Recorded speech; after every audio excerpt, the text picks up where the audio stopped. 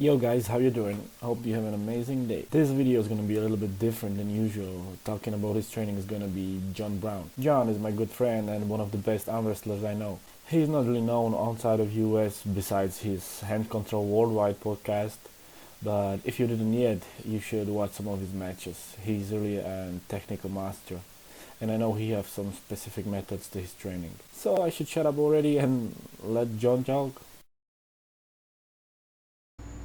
What's up, guys? It's Jon Brown, former U.S. national champ at 75 kilos, New England champ, multiple state titles. My friend, former training partner, my brother, Filip, asked me to answer a few questions. So figured I'd make a video. Happy to do it. First question is, how often do I train on the table? Minimum twice a week, maximum 7. If I have the opportunity to train 7 days a week, I will. If it's only 2 times, they're maximum effort trainings. If it gets past, we'll say the 4 week mark, the intensity starts to go down on a few of those trainings. I won't pull 100% on all of them. It's not even really possible, just because even if you're trying as hard as you can, you're getting a little broken down. Your output won't be 100%. And on those days where I'm not pulling 100%, it's easy to say it's technique based, but it's really almost experimental stuff too. Trying new angles, maybe some angles that I didn't focus on super hard in the last training, so that way I'm a little more, I can actually apply myself a bit better because it's not so damaged already.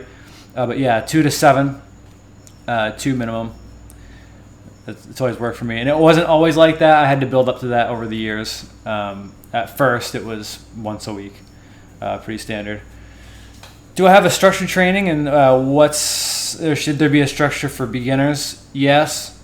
My structured training isn't super detailed as much as it's blocks. So I'll do a block of very generalized training, hypertrophy, and then I'll do a strength building block, and then I do like a max effort block.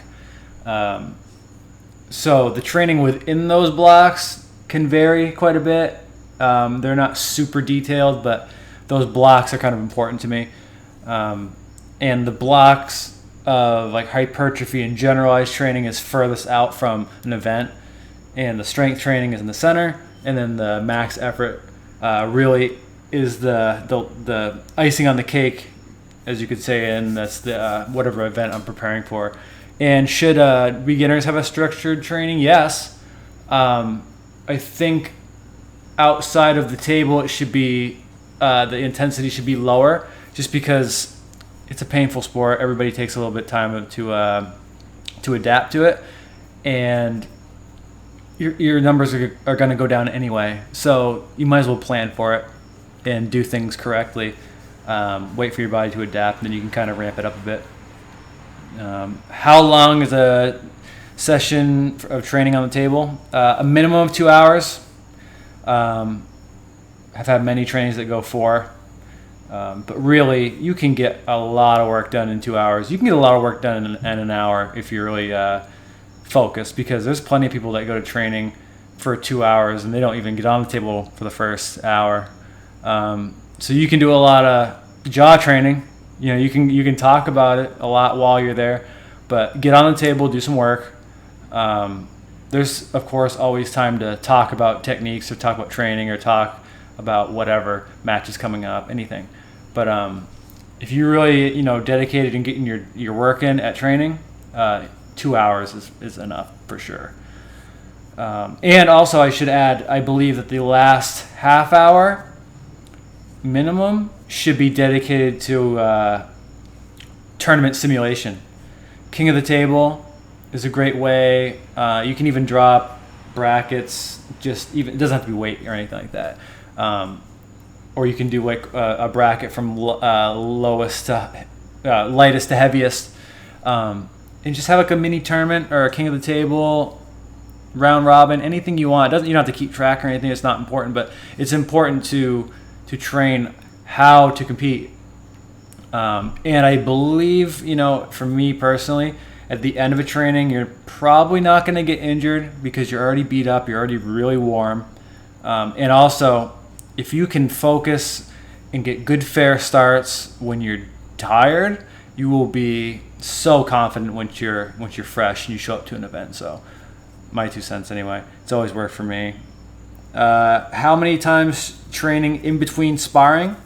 So basically pulling on the table.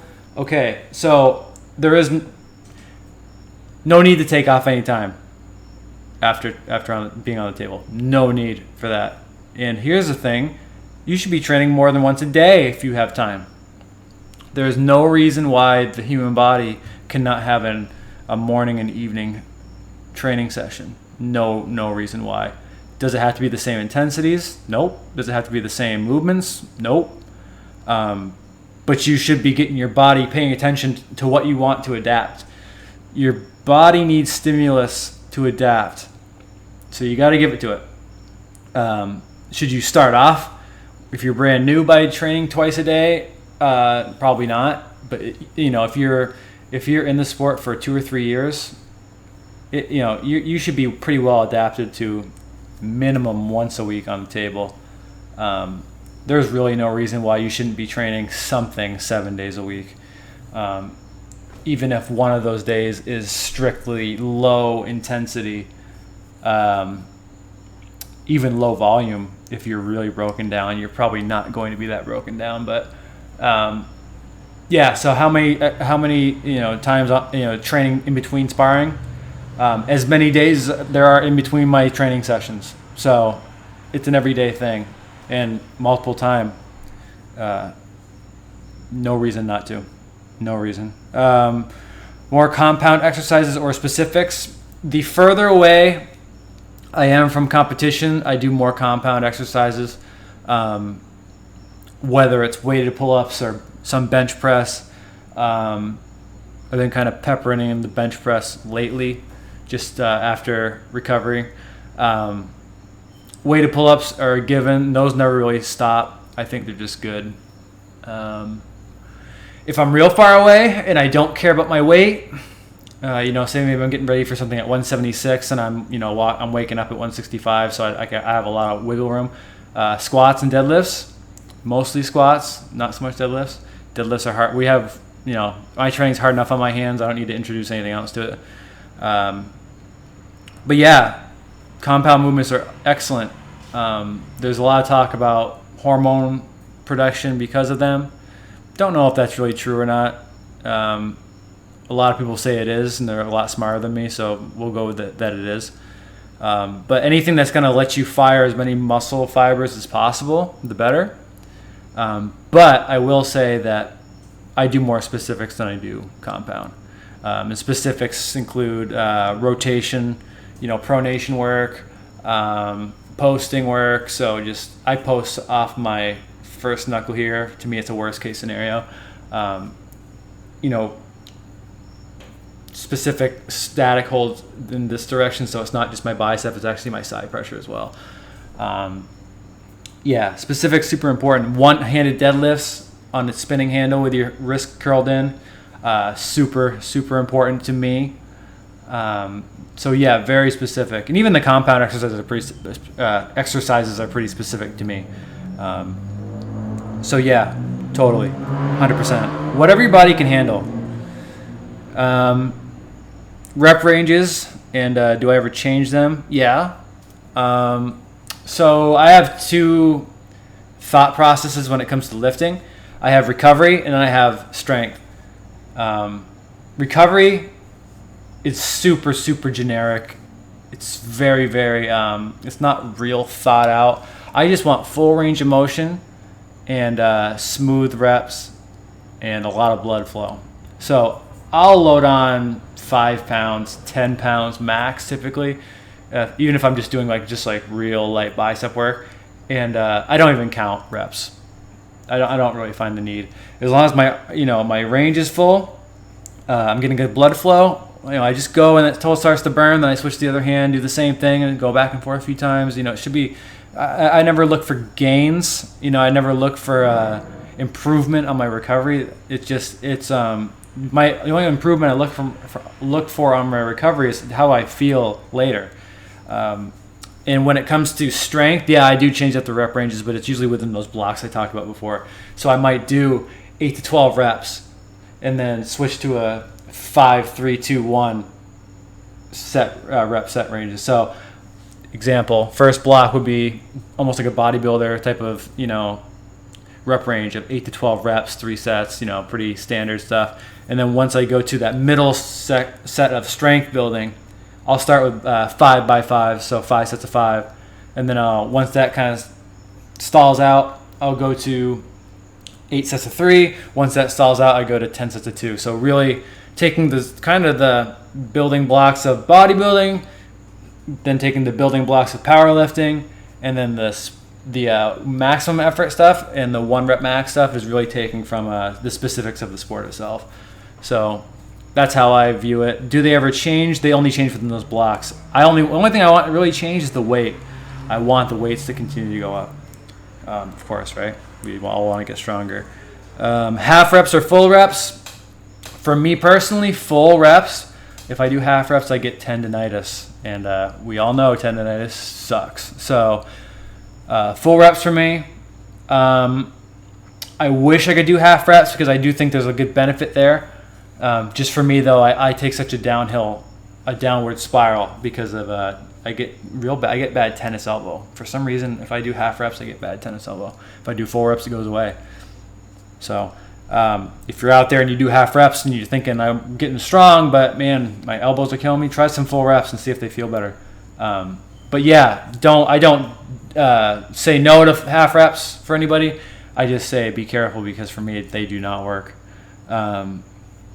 If I could go back and give myself one tip as I was coming up, it would be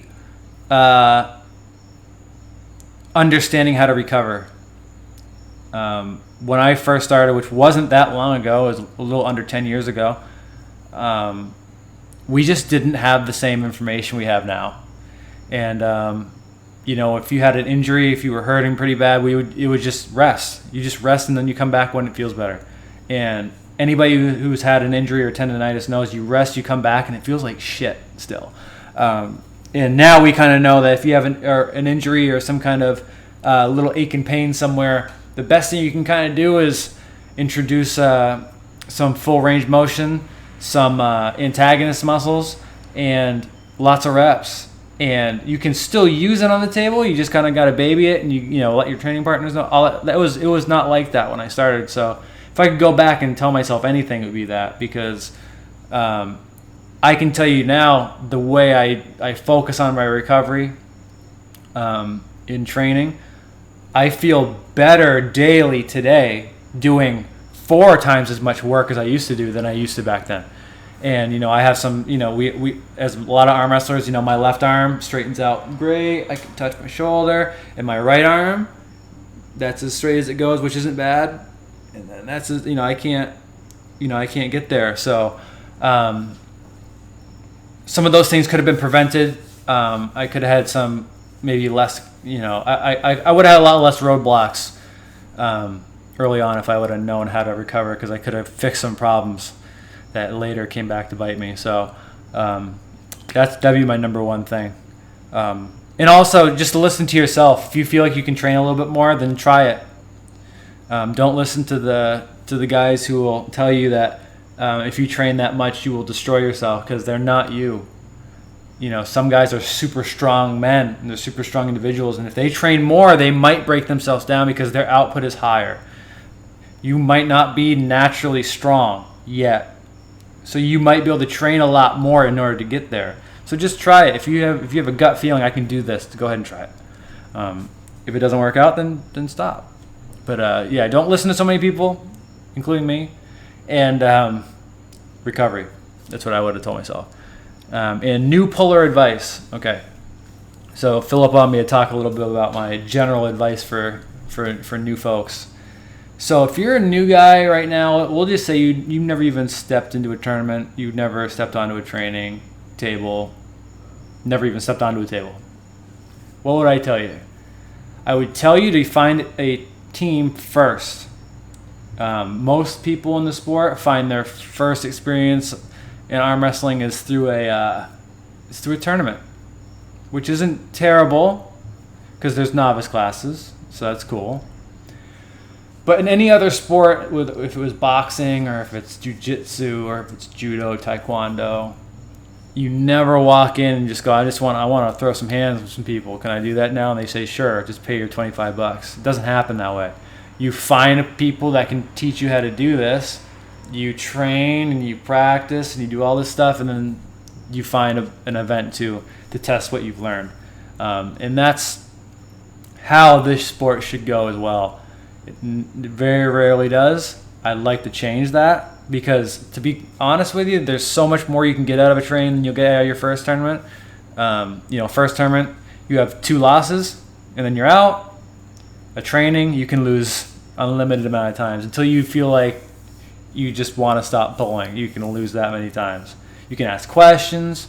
A lot less risk of injury because a lot of teams will know you're new. They won't just smash you. In a tournament, they're going to try and smash you because they want to win. And if you find a team that wants to smash you and they know you're new, leave that team. But, it's a lot more controlled. There's so many reasons you should go to a training before you go to a tournament. And take it slow.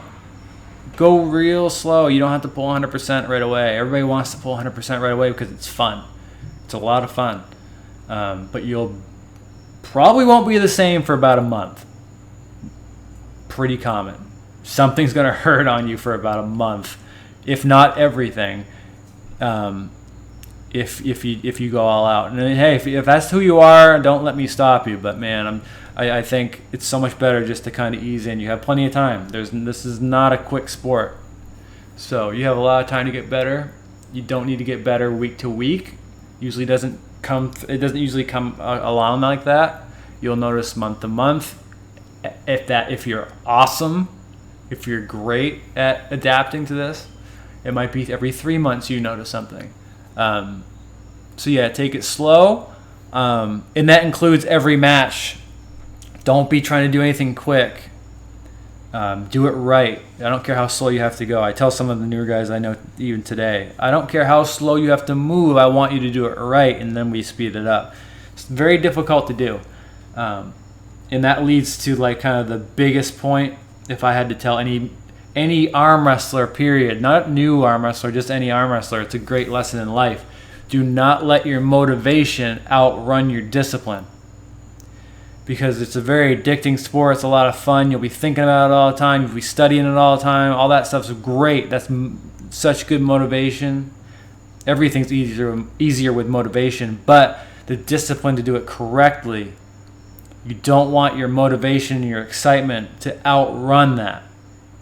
Because you're going to have to go back and destroy whatever bad habits you make, and bad habits happen. They happen to everybody. You just don't want everything to be a bad habit, or half of what you do to be a bad habit. If you do 10 things, you want 2 of them to be bad habits, and then you can kind of go back and polish those 2 things up. But you have 8 things that work well. So be disciplined. And discipline's boring, right? But you're going to need that discipline later, because there's going to be a time in the sport where you're going along, and it's, you've been doing it for a while, and the shine's kind of gone from it. And you're not going to be motivated anymore as much as you were. And it's going to be tough to get in that car and go to training. But your discipline will make you get there. So always nurture your discipline. Always. And never let it outrun your motivation. But that's really all I have. Filip, thank you for asking me. It's happy to do it. I've already recorded one of these, but the microphone was muted because... obviously a pretty smart guy. But Filip, I hope you're doing well. Please come back and visit. We all miss you. There's a couch right here you can stay on. We'll train every single day you're here, man. Every day. All right? Thanks, guys.